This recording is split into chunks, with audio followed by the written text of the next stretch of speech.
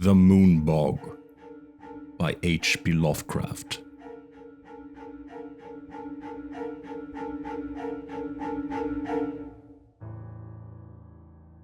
Somewhere, to what remote and fearsome region I know not, Dennis Barry has gone. I was with him the last night he lived among men, and heard his screams when the thing came to him. But all the peasants and police in County Meath could never find him or the others, though they searched long and far. And now I shudder when I hear the frogs piping in swamps or see the moon in lonely places.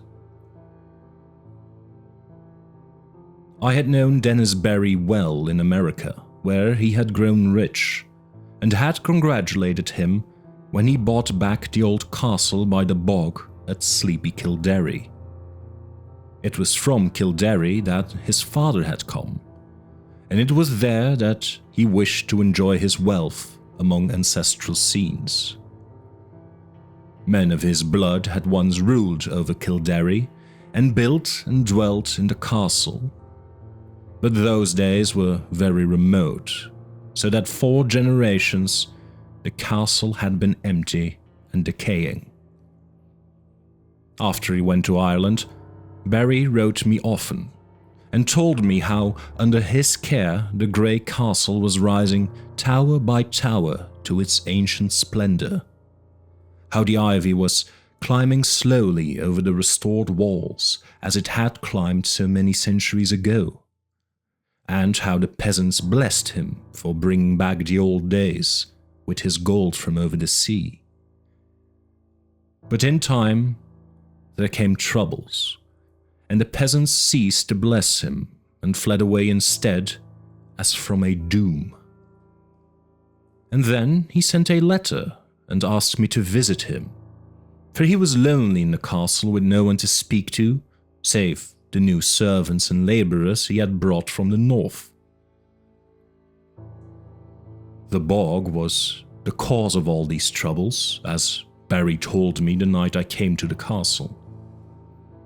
I had reached Kildare in the summer sunset, as the gold of the sky lighted the green of the hills and groves, and the blue of the bog, where on a far islet a strange olden ruin glistened spectrally.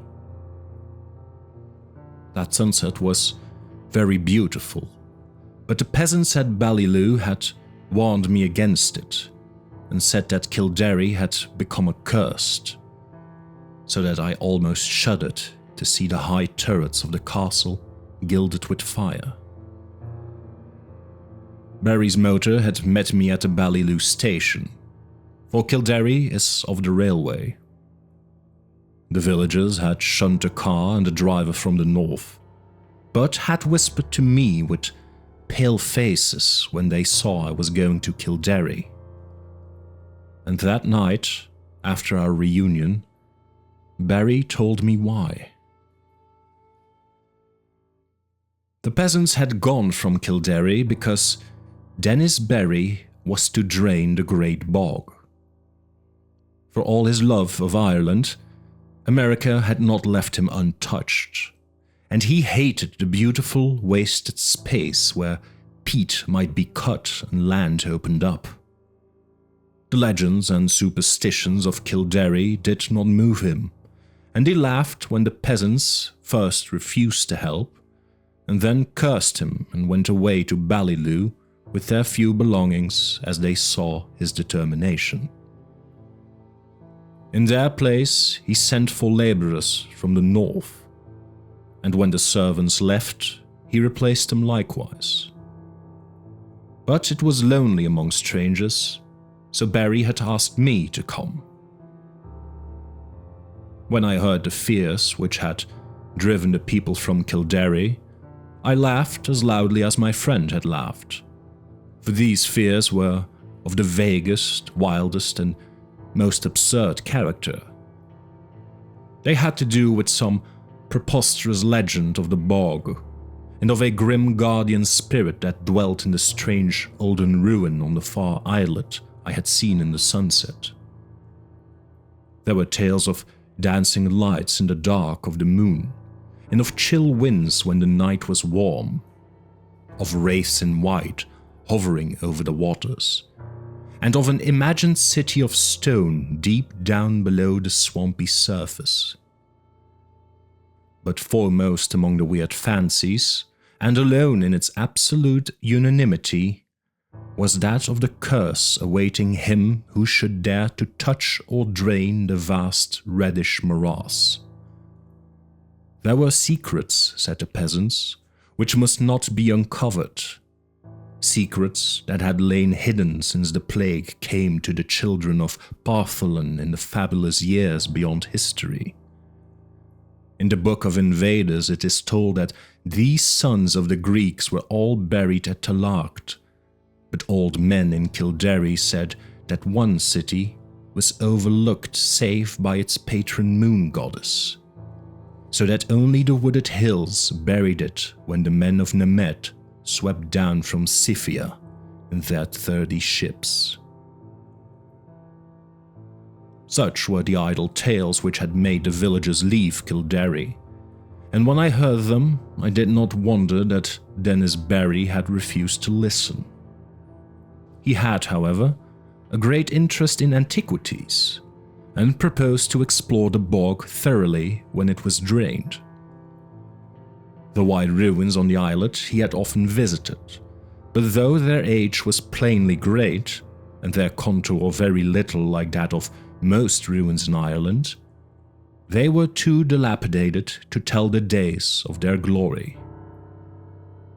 Now the work of drainage was ready to begin, and the labourers from the north were soon to strip the forbidden bog of its green moss and red heather, and kill the tiny shell-paved streamlets and quiet blue pools fringed with rushes. After Barry had told me these things, I was very drowsy, for the travels of the day had been wearying, and my host had talked late into the night.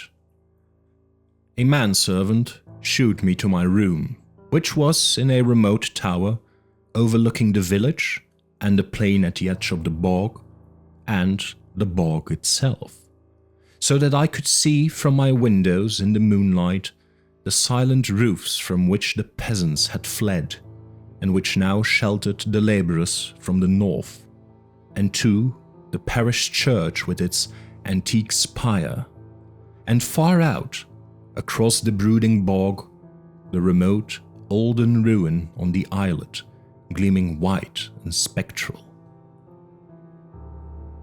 Just as I dropped asleep, I fancied I heard faint sounds from the distance, sounds that were wild and half musical, and stirred me with a weird excitement which colored my dreams.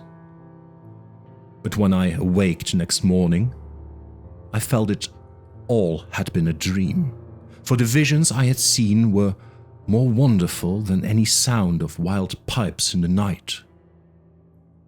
Influenced by the legends that Barry had related, my mind had in slumber hovered around a stately city in a green valley, where marble streets and statues, villas and temples, carvings and inscriptions all spoke in certain tones the glory that was Greece.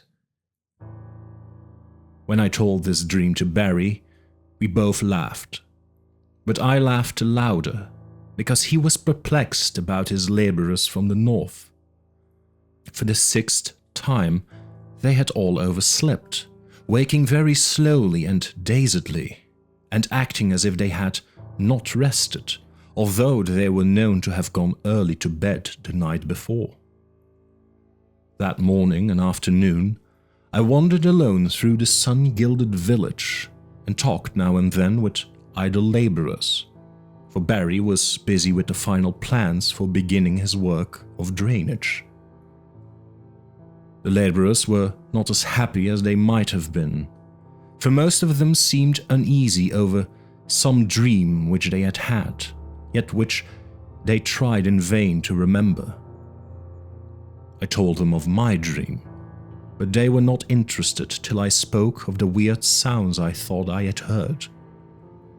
Then they looked oddly at me and said that they seemed to remember weird sounds too. In the evening, Barry dined with me and announced that he would begin the drainage in 2 days.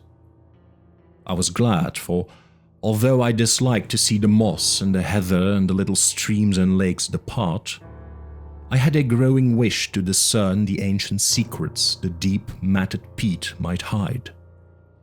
And that night my dreams of piping flutes and marble peristyles came to a sudden and disquieting end.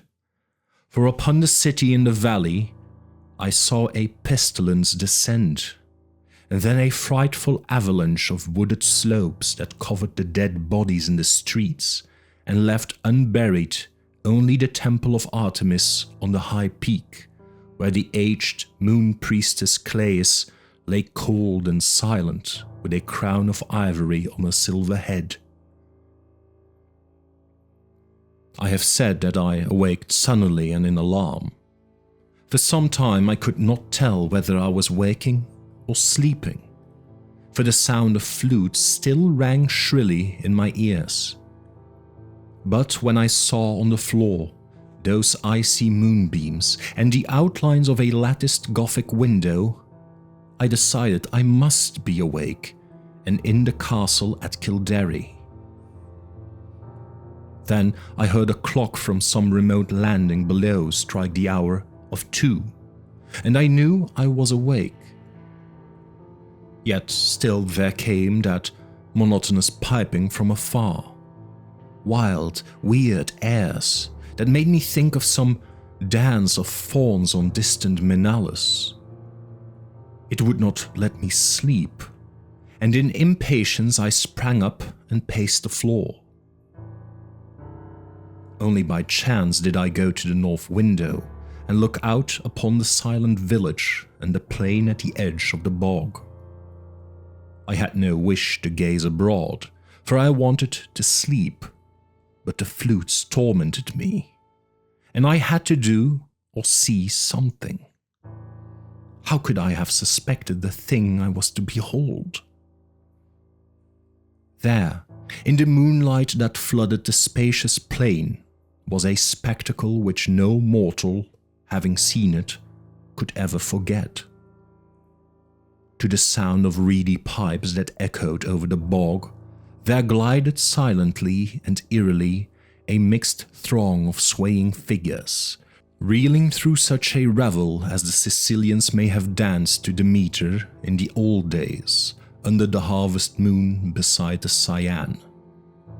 The white plain, the golden moonlight, the shadowy moving forms, and above all that shrill monotonous piping, produced an effect which almost paralyzed me.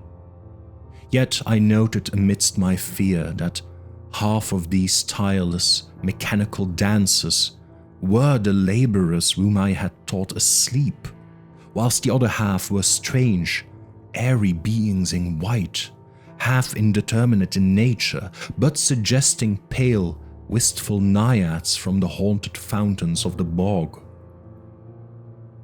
I do not know how long I gazed at this sight from the lonely turret window before I dropped suddenly in a dreamless swoon, out of which the high sun of morning alone aroused me. My first impulse on awaking was to communicate all my fears and observations to Dennis Barry, but as I saw the sunlight glowing through the latticed east window, I became sure that there was no reality in what I thought I had seen. I am given to strange phantasms, yet am never weak enough to believe in them. So on this occasion, contented myself with questioning the laborers, who slept very late, and recalled nothing of the previous night save misty dreams of shrill sounds. This matter of the spectral piping harassed me greatly, and I wondered if the crickets of autumn had come before their time to vex the night and haunt the visions of men.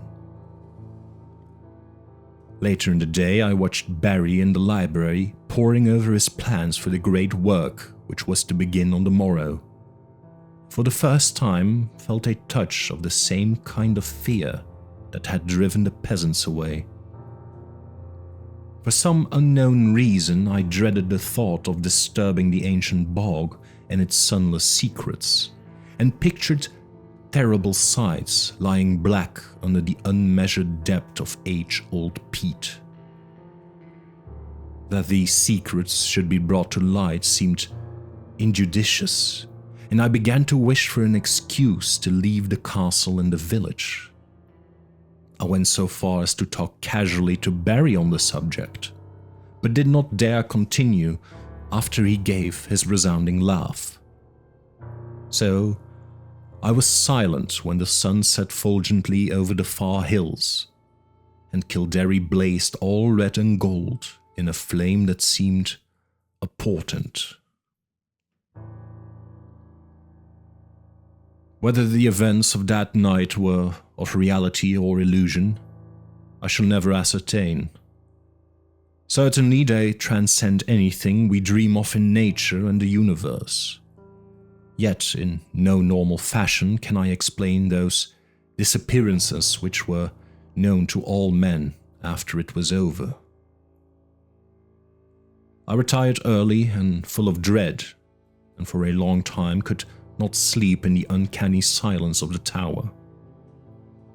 It was very dark, for although the sky was clear, the moon was now well in the wane and would not rise till the small hours.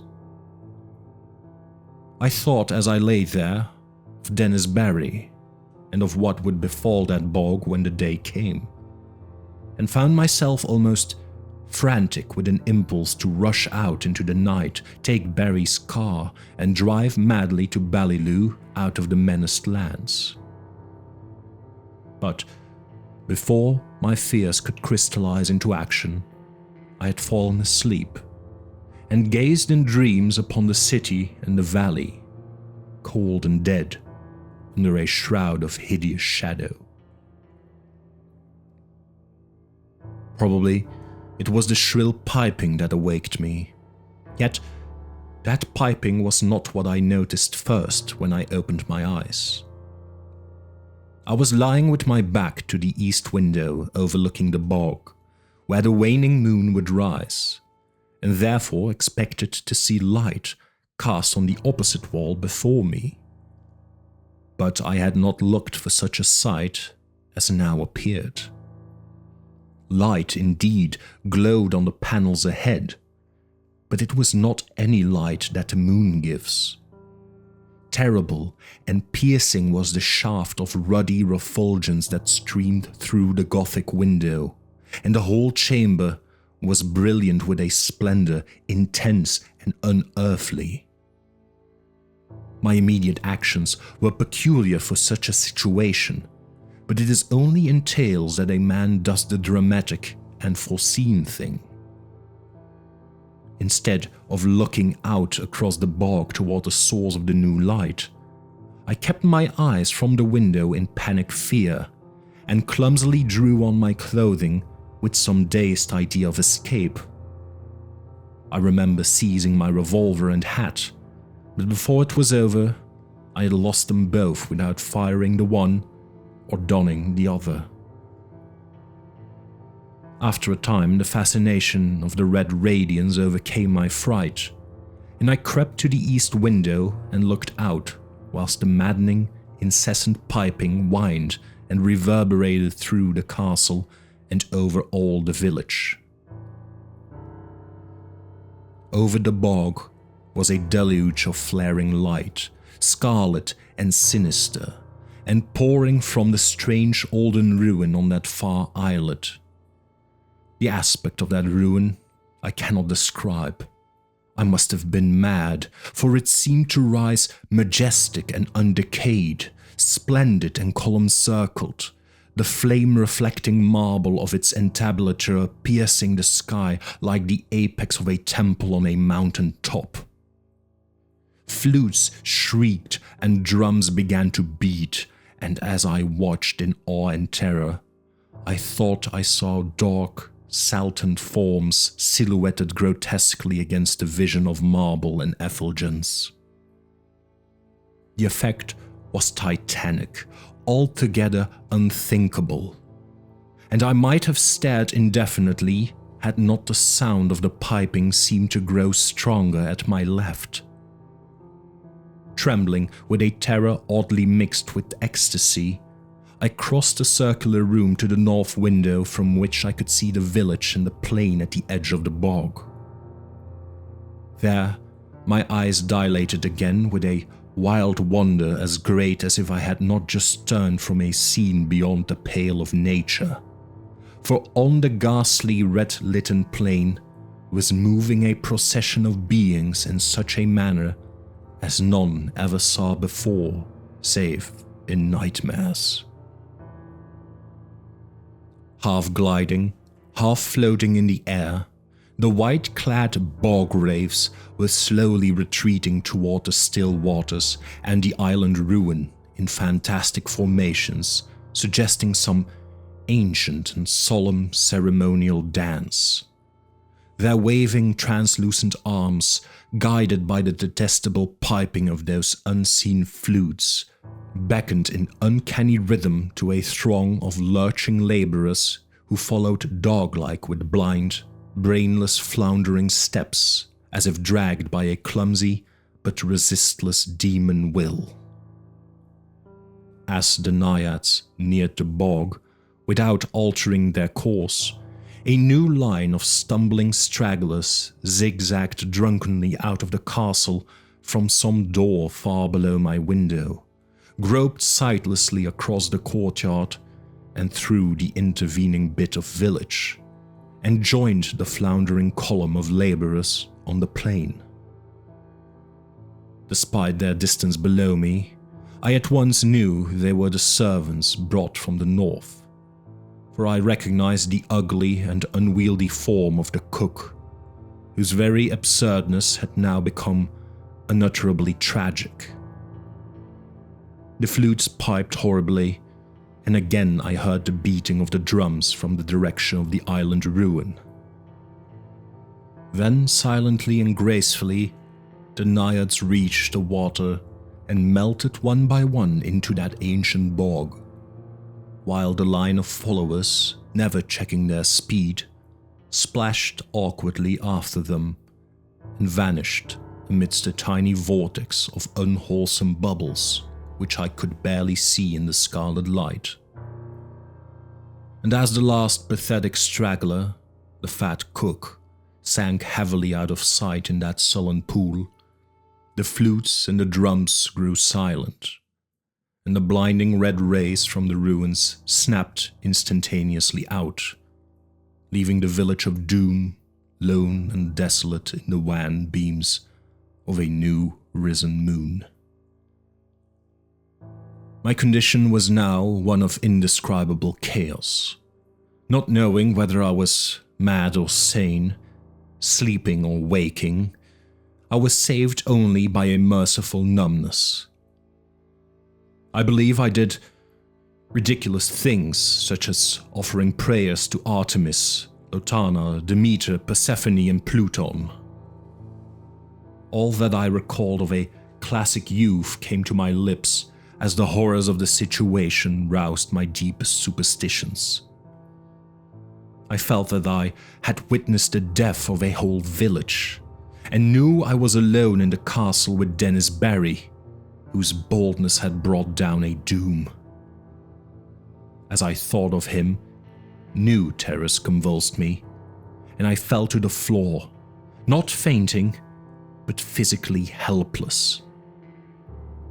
Then I felt the icy blast from the east window where the moon had risen, and began to hear the shrieks in the castle far below me. Soon those shrieks had attained a magnitude and quality which cannot be written of, and which make me faint as I think of them. All I can say is that they came from something I had known as a friend. At some time during this shocking period, the cold wind and the screaming must have roused me, for my next impression was of racing madly through inky rooms and corridors, and out across the courtyard into the hideous night. They found me at dawn, wandering mindless near Ballyloo. But what unhinged me utterly was not any of the horrors I had seen or heard before. What I muttered about as I came slowly out of the shadows was a pair of fantastic incidents which occurred in my flight. Incidents of no significance, yet which haunt me unceasingly when I am alone in certain marshy places or in the moonlight. As I fled from that accursed castle along the bog's edge, I heard a new sound, common yet unlike any I had heard before at Kildare. The stagnant waters, lately quite devoid of animal life, now teemed with a horde of slimy, enormous frogs which piped shrilly and incessantly in tones strangely out of keeping with their size. They glistened bloated and green in the moonbeams and seemed to gaze up at the fount of light. I followed the gaze of one very fat and ugly frog and saw the second of the things which drove my senses away. Stretching directly from the strange olden ruin on the far islet to the waning moon, my eyes seemed to trace a beam of faint, quivering radiance having no reflection in the waters of the bog. And upward, along that pallid path, my fevered fancy pictured a thin shadow slowly writhing, a vague, contorted shadow struggling as if drawn by unseen demons.